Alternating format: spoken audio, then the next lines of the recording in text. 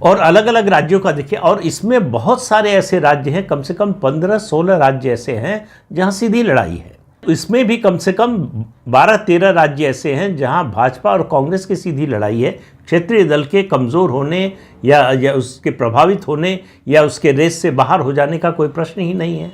अब आप बताइए, गुजरात में कौन सा क्षेत्रीय दल है, राजस्थान में कौन सा है, मध्य प्रदेश में कौन सा है, छत्तीसगढ़ में कौन सा है, हिमाचल प्रदेश में कौन सा है, गुजरात में कौन सा है, कर्नाटक में कौन सा है। एक जेडीएस था, वो भी ख़त्म हो चुका है।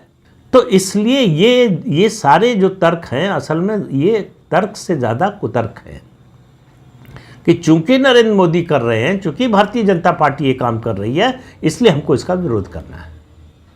तो हमको हर स्तर पर इसका विरोध करना है। तो बिल के इंट्रोडक्शन पर भी विरोध करना है, जबकि पहले से तय है कि ये बिल जेपीसी को भेजा जाएगा।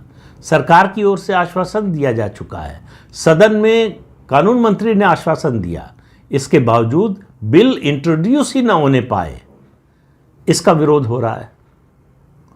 अब बात आती है, जो कुछ राजनीतिक दलों का एतराज़ है, खासतौर से टीएमसी ने अपनी बात लिख कर दी थी और बाहर बोला भी रामनाथ कोविंद की कमेटी के सामने, वो ये कि भाई अगर किसी राज्य में मध्यावधि चुनाव हो जाता है तब क्या होगा।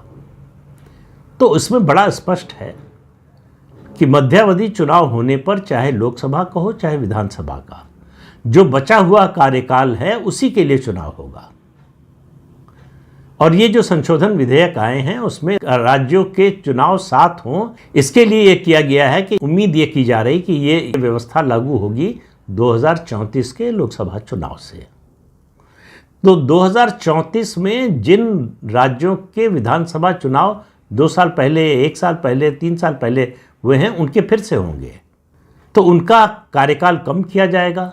जिनका कार्यकाल खत्म हो रहा होगा 6 महीने, साल भर पहले, उनका कार्यकाल बढ़ाया जाएगा। तो लोकसभा, विधानसभा, जो राज्यों के विधानसभा है, इसके अलावा कुछ जो केंद्र शासित क्षेत्र हैं जहां विधानसभा है, उनका भी चुनाव 7 हो, इसके लिए संविधान संशोधन विधेयक पेश किया गया है।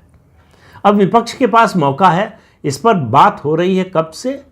1983 से, जब चुनाव आयोग ने पहली बार ये राय जाहिर की थी कि चुनाव जो है सब विधानसभा लोकसभा के साथ होने चाहिए।